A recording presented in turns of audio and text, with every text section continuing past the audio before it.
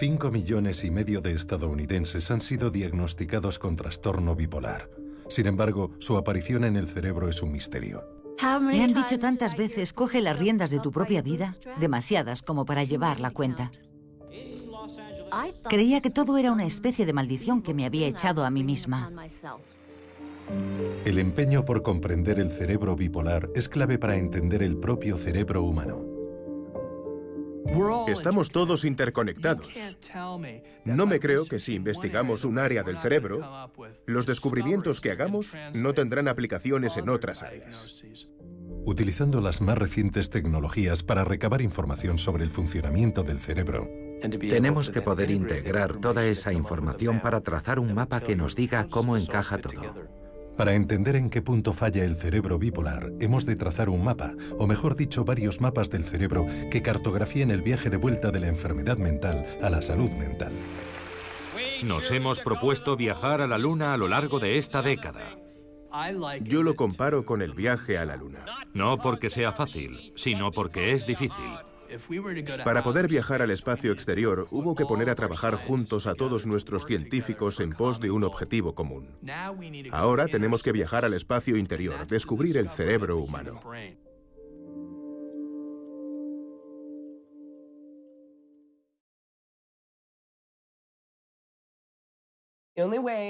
La mejor forma que se me ocurre de describir la manía es una persona que está plantada al lado de una vía del tren. El tren pasa a toda velocidad y la persona cierra los ojos. Alguien que corre dentro de mi cabeza, haga lo que haga. Puedo dormir 2 o 3 horas y despertarme de golpe, lista para comerme el mundo, como si acabara de dormir 8 horas. Y eso sí he dormido. Tienes que comer porque no has comido en 3 días, pero eso supondría masticar y no puedes permitírtelo porque tienes cosas que hacer. Era autodestructivo, sobre todo si había bebido o me había drogado. Iba dándole dinero a la gente por la calle. ¿Cómo iba a estar yo loca?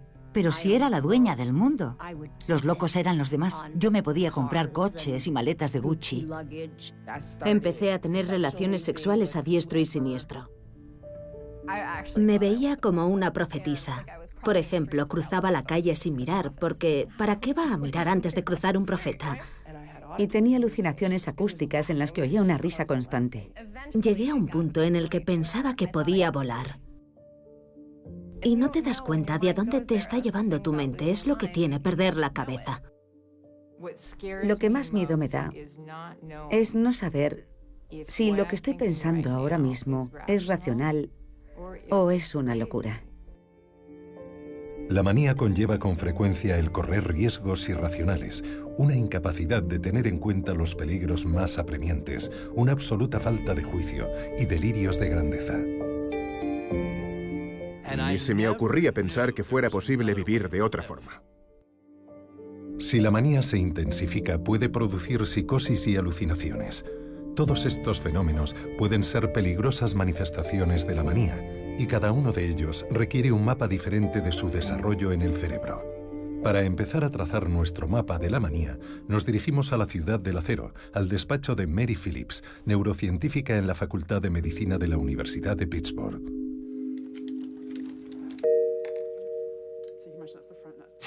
Estoy usando unas herramientas conocidas como tecnologías de neuroimaginería que nos permiten estudiar en vivo el funcionamiento y la estructura del cerebro humano en tiempo real.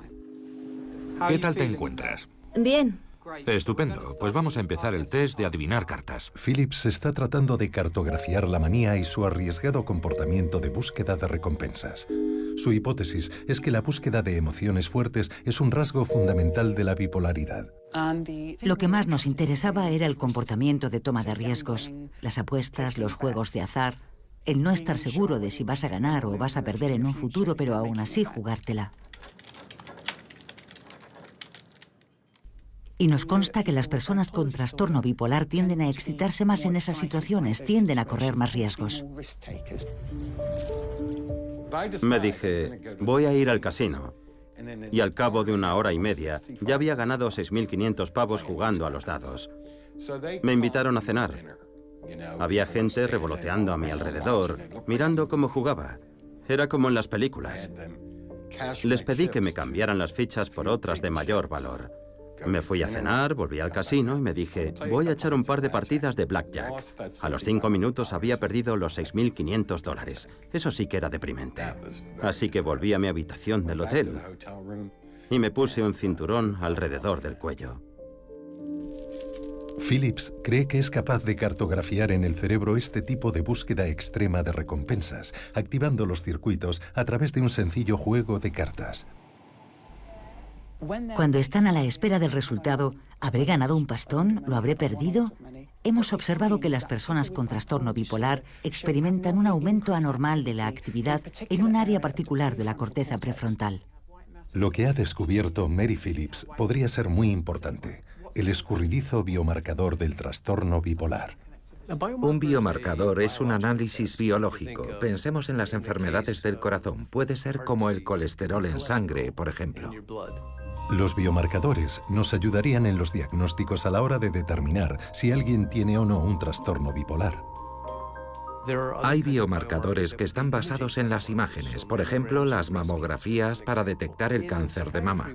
Pero en psiquiatría hay que pensar más allá y recordar que en realidad los test cognitivos pueden ser una forma maravillosa de ayudarnos a deconstruir algunos de los síndromes actuales. De hecho, pueden servir para detectar un rasgo característico de la bipolaridad. Por ejemplo, la dificultad a la hora de regular los estados anímicos extremos. No es solo que esta gente se venga muy arriba, también se vienen muy abajo y les cuesta saltar de un estado al otro. No va a haber un solo factor. No va a ser como medir la tasa de algo en la sangre y eureka, ya tenemos diagnóstico. Va a ser una combinación de varios factores. Cuando trazamos el mapa de un episodio bipolar, por ejemplo, la toma de riesgos, podemos toparnos con una carretera cortada. Pero saber en qué punto se hallan estos cortes ayudará a diseñar tratamientos más efectivos que los ya existentes. Se echa en falta la aparición de un tratamiento fundamentalmente nuevo. Hace mucho tiempo que no vemos algo así en psiquiatría. Karl Deisseroth, de la Universidad de Stanford, es un neurocientífico de una nueva estirpe, mitad ingeniero y mitad psiquiatra. Cree que nos hemos rezagado en el camino a la sanación de la enfermedad mental. En mi opinión, la psiquiatría es la especialidad médica que más necesita del enfoque de la ingeniería. Al fin y al cabo, el cerebro es un dispositivo eléctrico increíblemente complejo y no cabe duda de que hacen falta ideas heterodoxas. Él es uno de los pioneros en una nueva herramienta para cartografiar el cerebro, cuyas posibilidades no parecen tener límites: la optogenética. La optogenética es la utilización de la luz para controlar ciertas partes del cerebro con gran precisión. Aunque la imagen por resonancia magnética funcional sigue siendo la herramienta más usada, existen otros enfoques igual de útiles. Deisseroth pretendía ofrecer una interpretación de los circuitos eléctricos del cerebro interviniendo en la actividad de las neuronas. La optogenética, que ya se ha probado en ratones, nos brinda la capacidad de cambiar lo que ocurre en el cerebro y de ver los efectos resultantes y los mecanismos del cambio. Todo lo que hace el cerebro se puede controlar, empezando por acciones tan sencillas como girar a la izquierda o a la derecha. Toqueteando el patrón de actividad adecuado de las neuronas adecuadas, podemos hacer que un ratón, por ejemplo, gire a un lado o al otro. El cerebro del ratón tiene una organización similar a la del ser humano, lo que lo convierte en un gran modelo para la optogenética. Deisseroth no solo puede controlar su movimiento, sino también su comportamiento. En este caso es capaz de reducir su ansiedad. Normalmente, si la ansiedad está presente en una situación de peligro, es porque es muy útil. Pero en un ser humano se puede volver patológica y producir mucho sufrimiento. Así es como funciona la optogenética. Pongamos que Deisseroth quiere cartografiar un problema que está presente tanto en la manía como en la depresión: la ansiedad. Las algas, esa papilla verde y viscosa, contienen un gen que transforma la luz en electricidad. Ese gen de las algas se inserta en el cerebro del ratón y se ilumina a través de su cráneo con una luz de fibra óptica. Como podemos ver en este experimento sobre la ansiedad, han soltado a un ratón en un laberinto. Un brazo del laberinto tiene unas paredes altas y el ratón se siente muy seguro porque no puede ver el suelo. El otro brazo no tiene paredes y cuando el ratón llega a esas zonas más despejadas del laberinto, puede ver el suelo y tiene un comportamiento ansioso. Los ratones son por naturaleza ansiosos. Prefieren permanecer en espacios cerrados donde se sienten seguros. Pero la cosa cambia cuando se dirige una luz de fibra óptica en el centro de la ansiedad del cerebro de un ratón modificado genéticamente. Cuando le da la luz, se abren los canales y las neuronas empiezan a activarse. Al controlar la luz, los patrones de actividad de la neurona modificada genéticamente cambian, reduciendo su ansiedad. El ratón ya no tiene miedo de explorar los demás brazos del laberinto, los que no tienen paredes. Cualquier cosa, desde la más sencilla hasta la más compleja, se puede controlar si desentrañamos sus circuitos neuronales y entendemos qué es lo que causa su comportamiento. Al iluminar las neuronas modificadas genéticamente, la optogenética nos permite modificar la actividad eléctrica del cerebro. Estudiando estos cambios, los investigadores pueden entender mejor los circuitos cerebrales, cartografiar nuevas carreteras causales y abrir nuevas posibilidades de intervención. Hace 10 años no podíamos hacer estas cosas. Hoy sí, porque podemos manipular los circuitos, así como monitorizarlos y medirlos. Miles de laboratorios ya usan esta técnica. Se han publicado artículos en todo el mundo y la gente le está encontrando aplicaciones que a mí ni se me habrían ocurrido.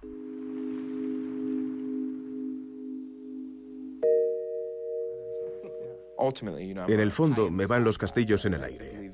Para pensar a lo grande hay que arriesgarse a lo grande. Al igual que Deiseroth, Cafuidrasa es psiquiatra y neurocientífico y aborda sus investigaciones desde el enfoque de un ingeniero. Estudié ingeniería química, pero me costaba encontrar mi verdadera vocación. Drasa dio por fin con su vocación cuando su mentor en la Universidad de Duke cartografió los circuitos cerebrales responsables del movimiento y los conectó con unos miembros robóticos, permitiendo así que los paralíticos volviesen a caminar. En cuanto vi aquello, entendí que la ingeniería era lo mío. Hoy Drasa dirige un laboratorio en el Instituto de Ciencias del Cerebro de la Universidad de Duke. Su interés por el trastorno bipolar es tan noble como personal. Recuerdo hospitalizar a miembros de mi familia. En una ocasión, uno de ellos desapareció un buen día y reapareció en otro continente, tirado en un callejón, alucinando. Así que mis experiencias son parte de la razón por la que trabajo tan duro en esto y por la que albergo tantas esperanzas. Su familia nunca reconoció la presencia en su seno de la enfermedad mental, pero su labor de psiquiatra lo sensibilizó a la naturaleza patológica de unos comportamientos que hasta entonces le habían parecido sencillamente excéntricos. Recuerdo el primer paciente bipolar al que traté. Estaba intentando mantener una conversación con él y recuerdo que tenía una actitud muy positiva y unas ideas muy megalómanas, y si me concentraba mucho podía seguir un poquito el hilo de la historia que me estaba contando. Era una historia muy altruista sobre cómo iba a resolver el problema de los sin techo en Estados Unidos. Y recuerdo dejarlo con una sensación extrañamente familiar. Más adelante tuve una conversación con un miembro de mi familia y fue como si se me encendiera una bombilla. Me dije, es exactamente igual. Estoy viendo lo mismo que con mi paciente de la unidad de psiquiatría. Y fue a partir de entonces cuando en mi familia se empezó a hablar sin rodeos de una serie de cosas que nunca había entendido de pequeño. La experiencia de Drasa con la enfermedad mental es común. El silencio y la vergüenza han sido muy habituales en todas las sociedades y culturas a lo largo de la historia. Soy originaria de Irán y allí no se habla de estas cosas ni se les hace un seguimiento. Melody Moetzi es escritora, abogada y activista por los derechos humanos. Esta estadounidense de origen iraní tiene diagnosticado un trastorno bipolar. Al borde de un estado de manía aguda, Melody pasó mucho tiempo hablando a la prensa sobre la inestabilidad política en Irán. Me entrevistaron en un montón de programas de radio y de televisión, y eso hizo que me costara más identificar mi problema porque todo el mundo me estaba viendo y decía, anda, sí que es interesante lo que está haciendo esta mujer. Como ocurre a menudo durante los típicos episodios hipomaníacos, Melody padecía delirios. Estaba convencida de que Estados Unidos iba a bombardear Irán. Preocupada por sus amigos y familiares iraníes, ideó su hipomaníaco plan. Fundé una organización llamada Hula Hoops por la Paz. Fue durante la Convención Nacional Demócrata y creía que si me presentaba allí con mi hula hoop, de algún modo contribuiría a la paz mundial. Ya lo sé, es una locura. Ese fue mi episodio hipomaníaco. Llenó su maletero de hula hoops y se dirigió a Denver, donde se estaba celebrando la Convención Nacional Demócrata. Acabé jugando al hula hoop durante unas 6 horas seguidas delante del Capitolio. Lo suyo hubiera sido que la gente me dijera: oye, ¿eso que haces tiene toda la pinta de ser una conducta maníaca? Pero yo ni siquiera conocía la palabra, no me lo habían diagnosticado. La mayoría de la gente con trastorno bipolar puede estar entre 8 y 10 años sin que se le diagnostique debidamente. Yo tuve que esperar más de 10 años. Cuando por fin se diagnostica, se le suele recetar al paciente una medicación para estabilizar su estado anímico. A Melody le recetaron litio. Es lo que se conoce como el estándar oro de los tratamientos de la manía. Pero hasta el estándar oro no funciona bien más que en una tercera parte de los pacientes con trastorno bipolar. Estas medicaciones actúan en la totalidad del cerebro y eso puede tener unos efectos secundarios de lo más perturbadores. Drasa quiere recrear los efectos positivos del litio, pero con una acción más localizada. Un dispositivo eléctrico que estabiliza el estado de ánimo del paciente, pero sin los terribles efectos secundarios de algunos fármacos. Tras ser testigo del éxito de su mentor, Drasa sabía que iba a necesitar su propio mapa cerebral. El reto está en que en el comportamiento emocional se entrelazan toda clase de estados mentales, recuerdos, emociones, sentimientos, que están repartidos en diversas áreas del cerebro. En el trastorno bipolar, las señales eléctricas suelen ser confusas. Hay obstáculos que obstruyen las señales y esas señales han de ser redirigidas. ¿Podemos localizar los problemas? Es casi como cuando te hacen un electrocardiograma en el hospital para localizar un problema en tu ritmo cardíaco. Con la ayuda de la optogenética, Drasa ha creado un dispositivo para sortear esos obstáculos. Lo llama su impulsor de circuito cerrado.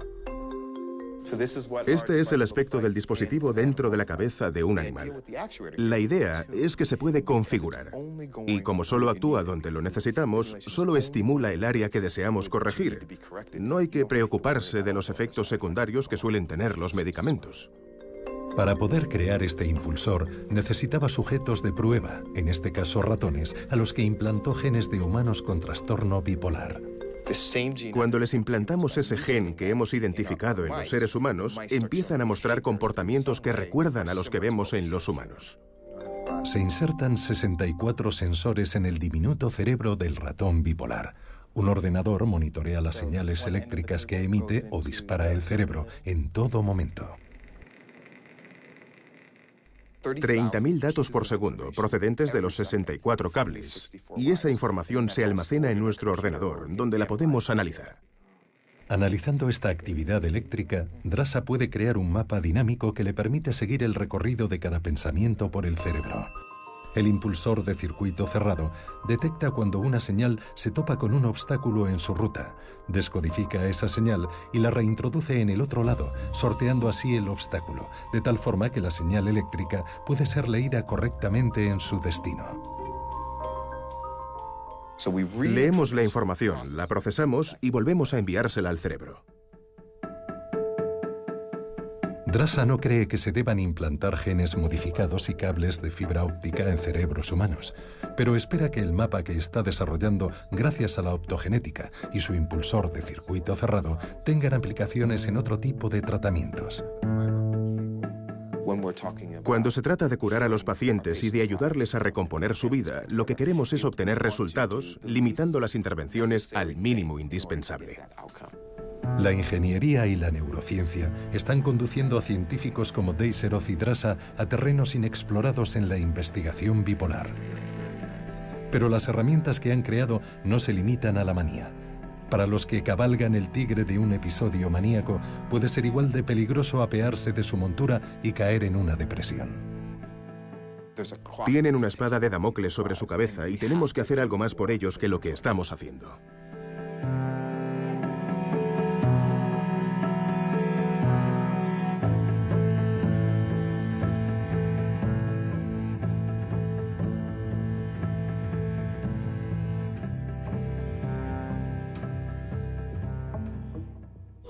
¿Notas algo en el momento en el que caes en una depresión? Sí, notas que estás entrando en una depresión porque todo empieza a desacelerarse.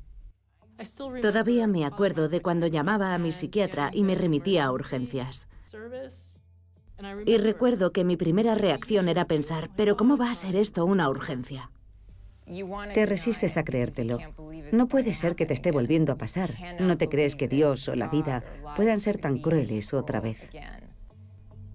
Y recuerdo pensar, claro que es una urgencia. Es una urgencia.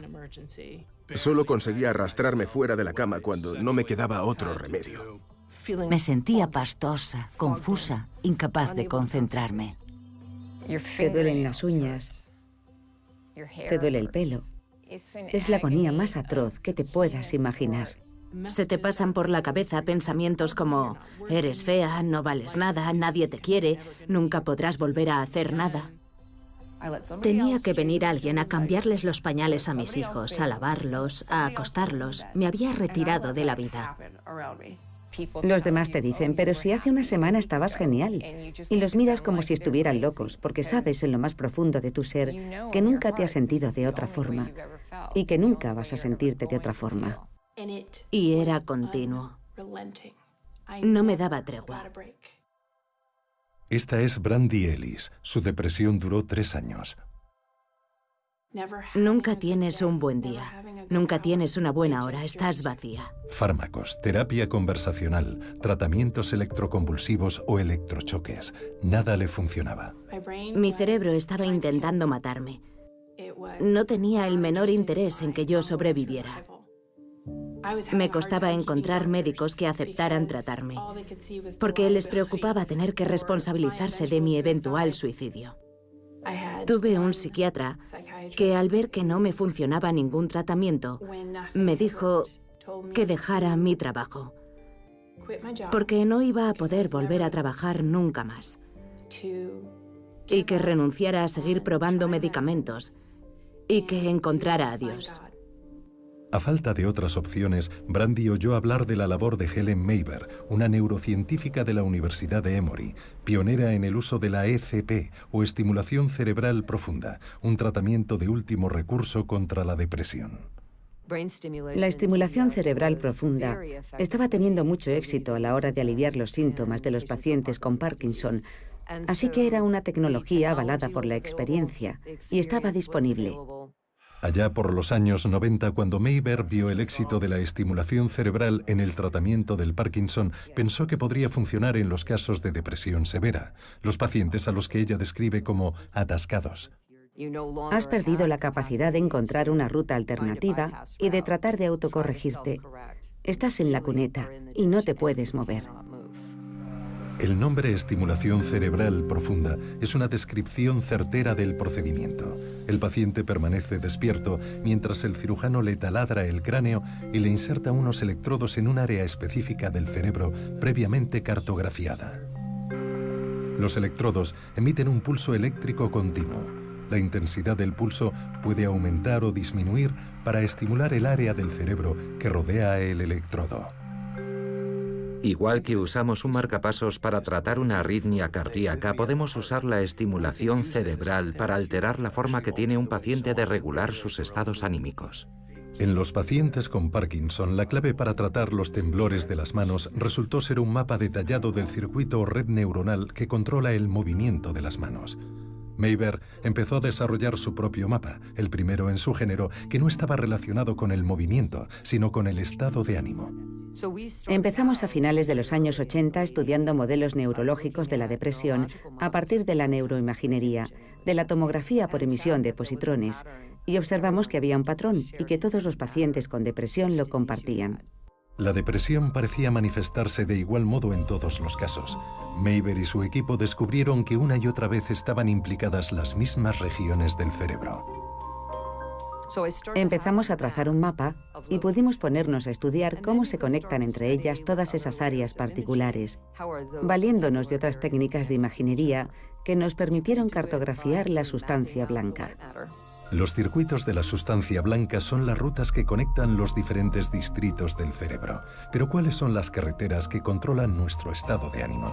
Conociéndolas, Mayber sabría dónde implantar los electrodos. Gracias a la imagen por resonancia magnética funcional, su equipo se estaba acercando a la meta.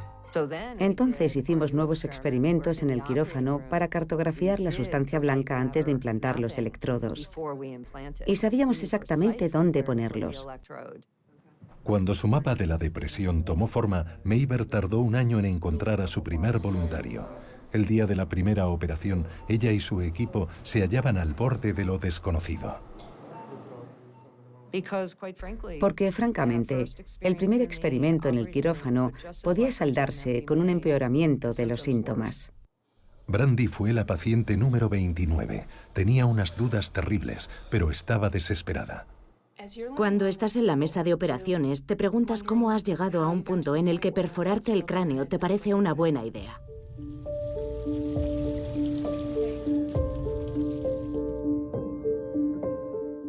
Y lo único que puedes pensar es, me pregunto si esto va a funcionar.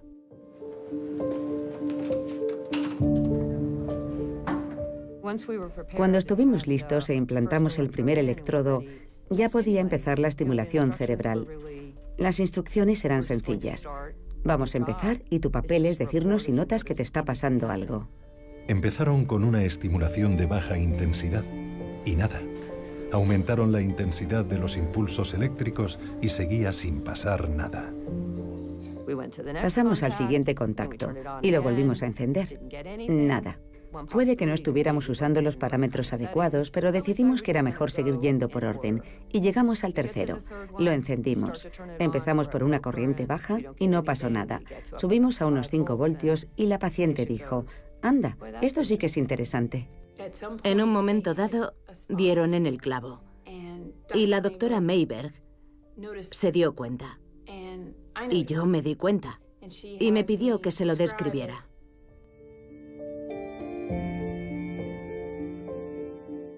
¿Notas algo a nivel mental o son más bien cosas físicas?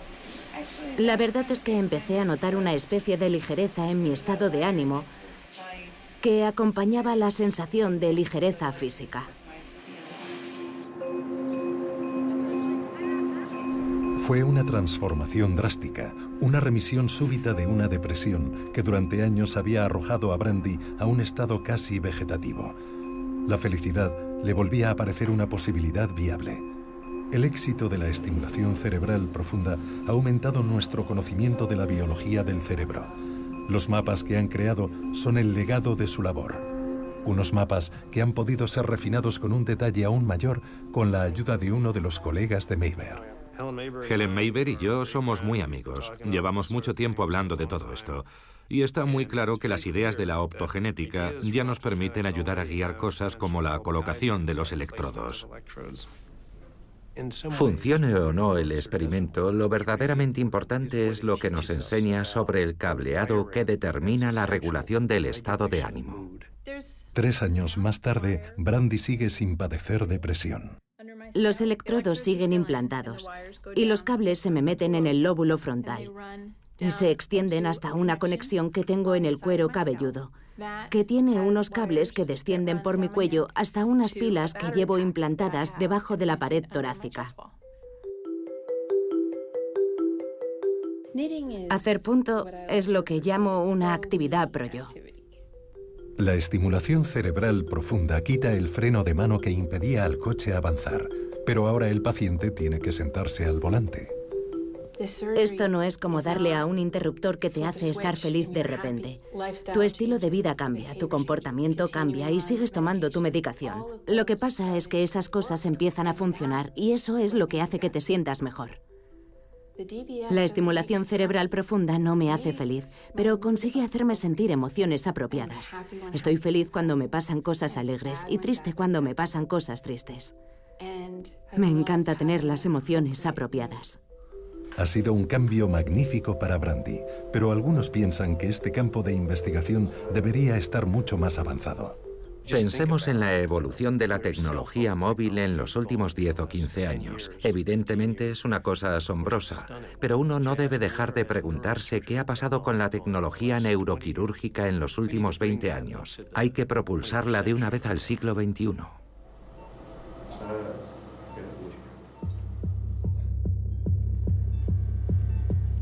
Aplicar un gel conductor en las sienes. Ajustar los electrodos.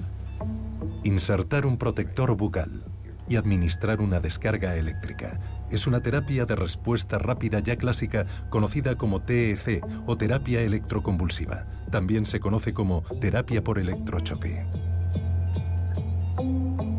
Introducida en Estados Unidos más o menos en la misma época que la lobotomía, allá por los años 40, la terapia electroconvulsiva sigue despertando emociones fuertes, ya que pasa por ser más una técnica de tortura arcaica y brutal que un tratamiento útil y moderno. Pero sigue siendo popular y por una muy buena razón, porque funciona. Pasé varios días viviendo debajo de un puente, con los adictos al crack y los borrachos. Era una especie de suicidio, como una lenta deriva hacia la muerte. Solo quería dormir, en cierto sentido. Ex-emprendedor de éxito, Gary Halliday lo perdió todo y acabó aterrizando en un hospital psiquiátrico de Pittsburgh. Me dieron antidepresivos, pero no me hacían nada. Tras un año de depresión severa, pensaron que había desarrollado una resistencia a la medicación. A falta de alternativas, los médicos le recomendaron que participase en un estudio clínico. El estudio consistía en someterme a electrochoques y medicarme durante 8 meses. Por aterrador que sonase, los médicos le insistieron en que la terapia electroconvulsiva le podía ayudar. En esa época, yo estaba desesperado, totalmente desesperado. No tenía nada. No tenía dónde ir, ni física ni emocionalmente. Y bueno, funcionó.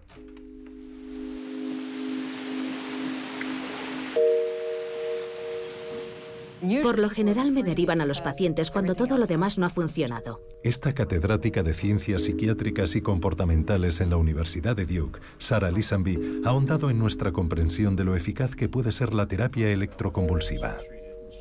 Esta terapia induce una remisión de los síntomas en hasta un 80% de los casos. Es muy eficaz y los pacientes con trastorno bipolar que padecen depresión severa reaccionan particularmente rápido a la terapia electroconvulsiva. Tanto esta terapia como la estimulación cerebral profunda se basan en la electricidad. La corriente eléctrica aplicada al cerebro cambia la forma que tienen las neuronas de conectarse entre ellas y hasta estimula el crecimiento de nuevas neuronas. El cerebro es capaz de recablearse rápidamente y en profundidad. Cada vez que aprendemos un nuevo idioma o aprendemos a tocar el violín, estamos cambiando el cableado de nuestro cerebro. Es un hecho comprobable, concreto. Se cree que la corriente eléctrica estimula la reorganización del cerebro, creando nuevos puentes y rampas de acceso en nuestro mapa, nuevas rutas que permiten sortear los atascos que puede producir la depresión.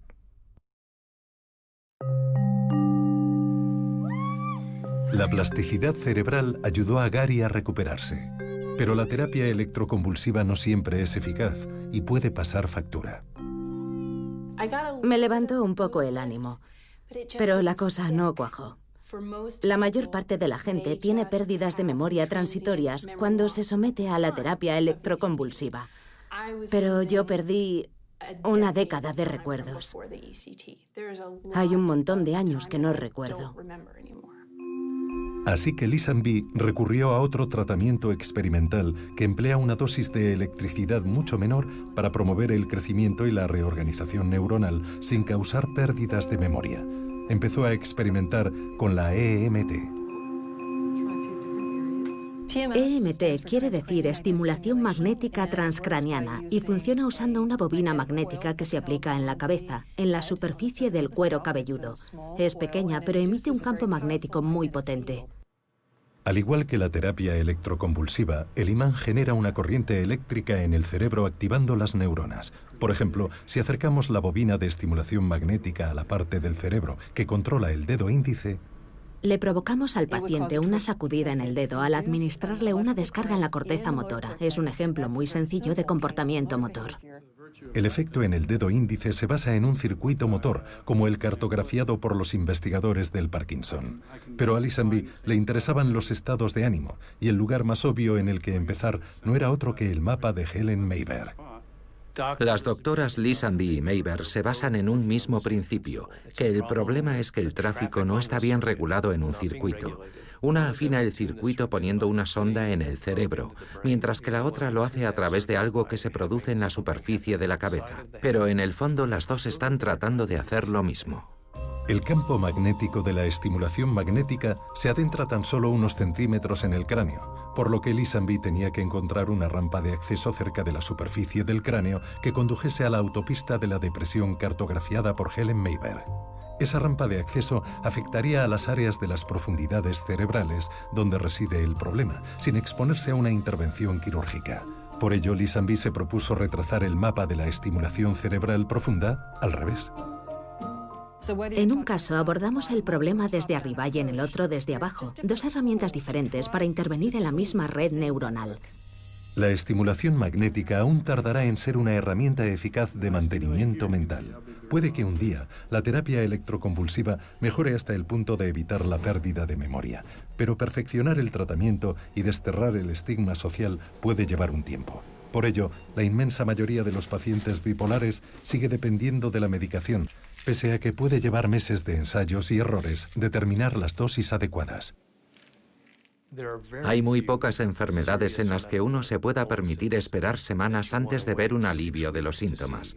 Es especialmente grave en el caso de la depresión, porque tiene un índice de mortalidad muy alto, una tasa de suicidio muy alta. Cuando le dices a alguien, tenemos un remedio para ti, pero tardarás un par de meses en encontrarte mejor, estás poniendo su vida en peligro.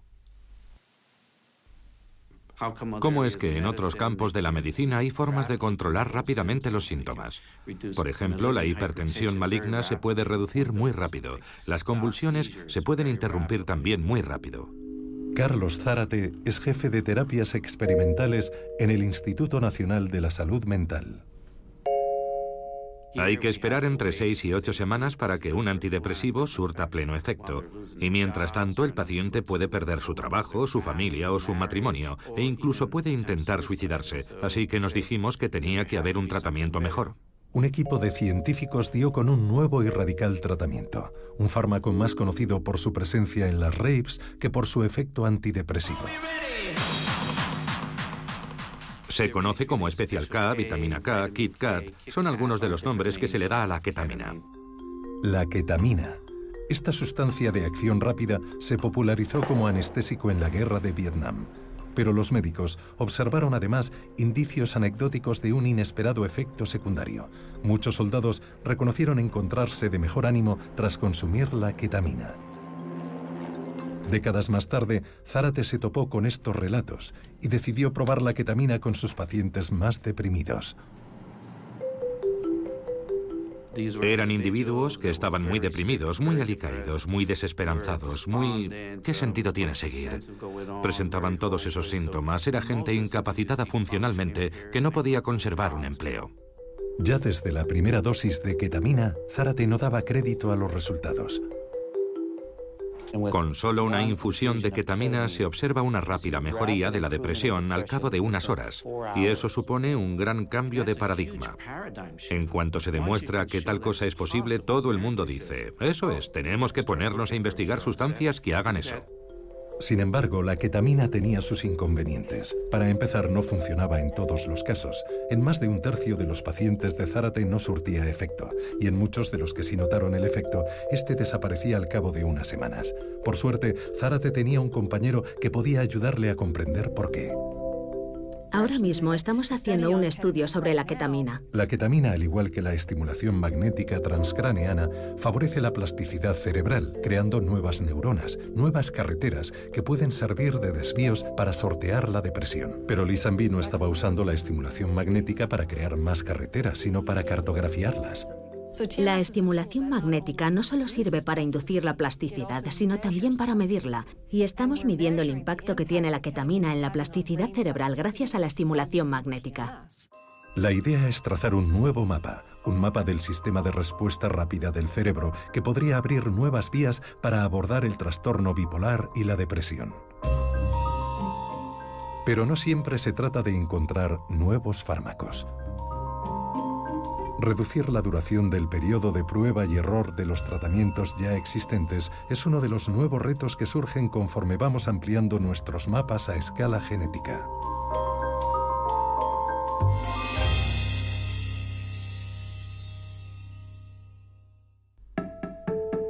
Mi padre sufría un trastorno maníaco depresivo. Mi madre padecía depresión severa y alcoholismo. Y mi padre sufría un terrible estrés postraumático. Toda mi vida he luchado con el miedo de acabar padeciendo una enfermedad mental, y mi mujer y yo nos enfrentamos al miedo de que un día nuestros hijos tengan esas enfermedades. A pesar de que el trastorno bipolar tiene un fuerte componente genético, a menudo no se aborda el tema en las familias. Pero una vez se ha diagnosticado a uno de ellos, cualquier excentricidad en el árbol genealógico cobra un nuevo significado. Teníamos un tío que nunca salía de su habitación y era una especie de ermitaño. Pero todo el mundo decía, son las cosas del tío de J. Todo el mundo sabe que nunca sale de su cuarto. Nadie decía, ¿pero qué le pasa al tío? ¿Nadie ha tenido nunca una conversación con él? ¿Nunca ha ido al hospital? Sabía que mi familia estaba trufada de casos de enfermedad mental, pero yo soy la única a la que le han diagnosticado trastorno bipolar. En los años 90, en plena euforia del genoma humano, los científicos esperaban no solo poder diagnosticar, sino erradicar enfermedades como el trastorno bipolar, identificando el gen culpable y reparándolo. Cuando yo empecé mi carrera, la genética molecular estaba dando sus primeros pasos como método para cartografiar los genes de las enfermedades. Era un periodo muy excitante. John Kelso es genetista en la Universidad de California en San Diego. De todas las enfermedades psiquiátricas, el trastorno bipolar parecía la más genética en aquel entonces. Y este es su colega Melvin McInnes, de la Universidad de Michigan. Muchos empezamos nuestra carrera estudiando la genética del trastorno bipolar, identificando familias que lo padecían y buscando los genes que lo causaban. Si existiera un gen del trastorno bipolar, ya lo habríamos identificado. Hoy los científicos creen que son varios los genes que contribuyen a la aparición del trastorno bipolar. Es la gran pregunta. ¿Cuántos genes? Por lo menos hay varias docenas, pero podrían ser cientos o miles incluso. Tener una lista de genes es genial, y es un gran avance, pero no es más que un punto de partida. Lo que de verdad nos interesa saber es cómo operan esos cambios genéticos a nivel celular. Así que los investigadores han empezado a agrupar los genes de riesgo en combinaciones de 3, 4 o incluso más para estudiarlos a nivel celular y así cartografiar el desarrollo de las neuronas bipolares. Nos preguntamos si las neuronas bipolares no tendrían un funcionamiento diferente del que tienen las células de un individuo sano. Para elaborar su estudio, los científicos del equipo de McInnes empezaron a tomar muestras de células de piel de unos voluntarios con y sin el trastorno, y a partir de ellas obtuvieron células madre. Esta es una muestra de un paciente con trastorno bipolar. Las células madre se pueden convertir en cualquier tipo de célula del cuerpo humano.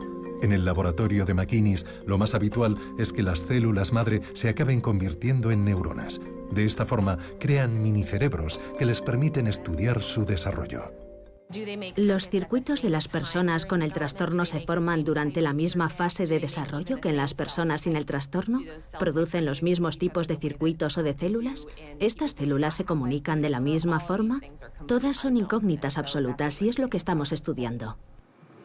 Aparte de cartografiar su desarrollo básico, empezaron a cartografiar cómo estas neuronas derivadas a partir de células madre reaccionan a la medicación. Nos hemos centrado en el litio porque es el primer estabilizador del ánimo, el más antiguo y sigue siendo el tratamiento más eficaz para el trastorno bipolar, pero no sabemos por qué a algunos pacientes les funciona y a otros no. Aquí está el famoso litio.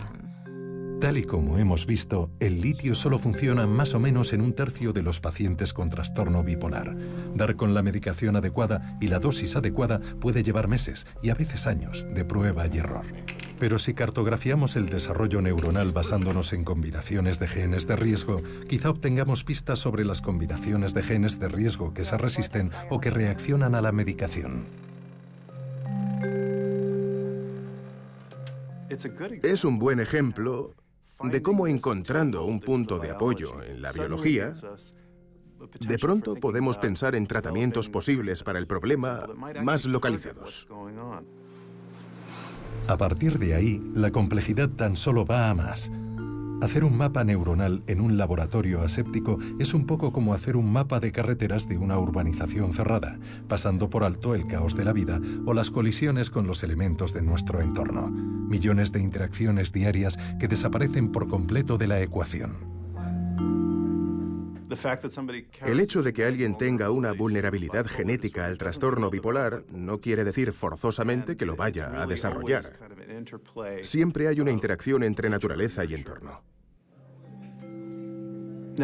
Hay muchos estudios que nos indican que las adversidades y el estrés a temprana edad entrañan un riesgo generalizado en muchas enfermedades psiquiátricas. La esperanza era que la genética pudiera aportar una solución al trastorno bipolar, un camino directo a la curación. En efecto, estamos tratando de comprender una multitud de condiciones que conducen a un mismo conjunto de síntomas. La lección parece ser que con solo un mapa no basta para alcanzar la salud mental. Al no tratarse de un único problema, nunca podrá haber una única solución. Hay que apreciar y comprender la enorme complejidad bioquímica de estos trastornos. Básicamente, ahora mismo solo estamos rascando la superficie. Hemos visto los esfuerzos y los recursos movilizados en torno a la cartografía del cerebro. Pero resulta que todos nosotros, padezcamos o no trastorno bipolar, tenemos la capacidad de modificar el mapa de nuestro cerebro. Usando la plasticidad intrínseca del cerebro y la repetición de ciertos comportamientos, podemos cambiar el cableado del cerebro y su funcionamiento. A eso es a lo que nos referimos cuando hablamos de la recuperación. Los estudios hechos a monjes tibetanos mediante imagen por resonancia magnética funcional documentan los cambios físicos que se producen en su cerebro a través de la meditación. El titular más popular es: la felicidad pasa por recablear el cerebro. Los circuitos neuronales responsables de la resiliencia pueden ejercitarse a través de una forma de terapia que todos conocemos, la palabra.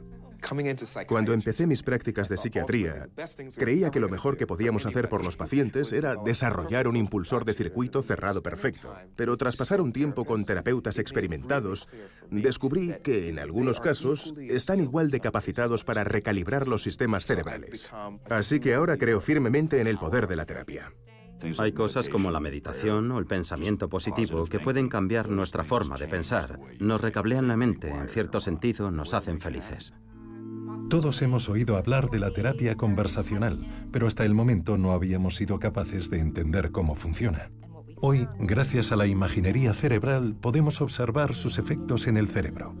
Hay cientos de variedades de terapia conversacional. La clásica, en la que el paciente se echa en un diván a hablar, a veces combinada con alguna medicación, funciona en algunos casos. En otros, es importante que toda la familia esté involucrada. El caos que, como es lógico, conlleva el trastorno bipolar, afecta inevitablemente a los hijos. El trastorno bipolar deteriora la relación del paciente con su entorno. Hace que esté irritable y que cueste más comunicarse con él. Para los padres y los hermanos es muy difícil, y el objetivo de la terapia es mejorar la comunicación y la comprensión mutua. Los hijos de padres con trastorno bipolar tienen que lidiar a menudo con el comportamiento errático de sus padres.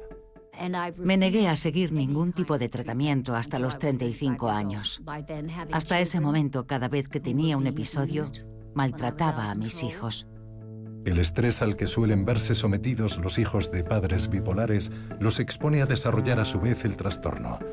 El objetivo de la terapia familiar es apuntalar su resiliencia y monitorizar la aparición de cualquier síntoma que pueda requerir atención médica. Saneando el entorno familiar, quizás sea posible evitar el desarrollo del trastorno bipolar. Los buenos psiquiatras no se suelen limitar a la medicación y a la terapia conversacional. También procuran que el estilo de vida cambie. Regularizar los patrones de sueño, las rutinas diarias, los ritmos circadianos, el ejercicio y la dieta pueden tener un impacto enorme, contribuyendo a estrechar cada vez más la conexión entre la mente y el cuerpo. Cuando hablamos de la diabetes o las afecciones cardíacas, solemos decir, la medicina es importante, por supuesto, pero el estilo de vida también cuenta. Hay que cuidar la dieta y hay que hacer ejercicio. proteger los circuitos cerebrales críticos y fomentar el crecimiento neuronal a través del ejercicio, tener una dieta y un sueño regulados, evitar el abuso de la cafeína, el alcohol y otras sustancias, y mantener el contacto emocional con otros seres humanos son todas piezas fundamentales del programa. La mayor parte de los pacientes puede llevar una vida razonablemente normal, es una enfermedad tratable. La estructura es increíblemente importante. Acostarse y levantarse a unas horas determinadas. Me acuesto antes de lo que me gustaría. Las rutinas para acostarse. Llevo 13 años y medio sin probar el alcohol y no me planteo volver a beber nunca. El ejercicio es fundamental y siempre tengo un terapeuta al que acudo. No puedo pasarme sin ellos. Me tomo la medicación religiosamente. Hay que diferenciar un estado de ánimo de una emoción. Ser consciente de tus niveles de estrés. De vez en cuando le digo a mi marido, siento que el motor me está yendo a 1000 por hora. Y suele querer decir que llevo unos días sin comer bien o sin dormir bien. Pero en cuanto vuelvo a mi rutina, esa sensación desaparece. No es que no puedas salir a cenar o hacer algún plan espontáneo. Es solo que para estar sano, tienes que seguir siempre el mismo patrón de comportamiento. Tienes que poner orden en un montón de aspectos diferentes de tu vida. Estamos viendo avances en el campo de la biología, la neurología, la ingeniería y la cirugía. Ahora tan solo nos falta averiguar cómo encajan todas estas piezas. En esta era, la era del cerebro, nos hemos propuesto entender dolencias tan terribles como el trastorno bipolar, la esquizofrenia, el autismo y el Alzheimer, entre muchas otras. Pero el comprender cómo se rompen las personas nos ayuda también a comprender qué es lo que hace que una persona esté entera. Quizás sea esta la investigación más profunda de la naturaleza humana. Siempre hemos querido contestar esas preguntas. ¿Qué es lo que hace de nosotros lo que somos? Hemos llegado hasta los confines del espacio exterior para tratar de entender de dónde venimos.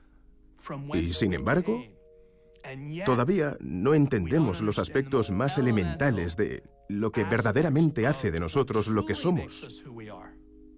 Nuestro cerebro.